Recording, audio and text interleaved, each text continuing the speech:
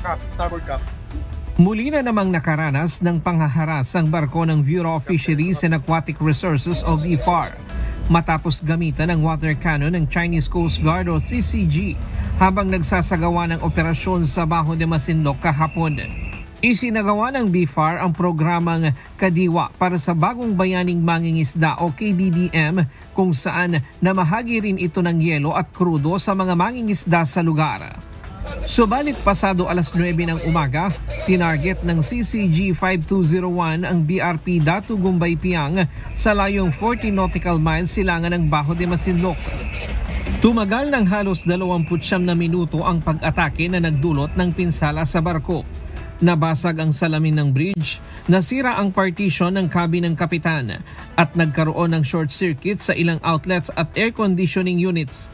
Isang tauhan rin ng BFAR ang nasugatan dahil sa nabasag na salamin.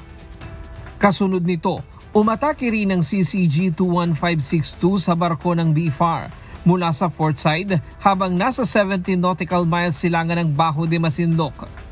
Bukod dito, isang Chinese maritime militia vessel ang nagsagawa ng dangerous maneuver at tinangkang gumamit ng water cannon, ngunit nakailag ang barko ng BFAR. Sa kabila ng tuloy-tuloy na panghaharang, matagumpay na nakalayo ang BRP Datu Gumbay Piang at muling nakasama ang iba pang barko ng Philippine Coast Guard at BFAR upang ipagpatuloy ang kanilang misyon. Bago pa man ang insidente, nag-anunsyo ang isang Chinese warship na magsasagawa sila ng live fire exercise sa lugar, dahilan upang mabahala ang mga lokal na mangingisda. Samantala, iginiit ni Lin Jian, tagapagsalita ng Ministry of Foreign Affairs ng China, na legal at makatarungan umano ang kanilang ginawang aksyon.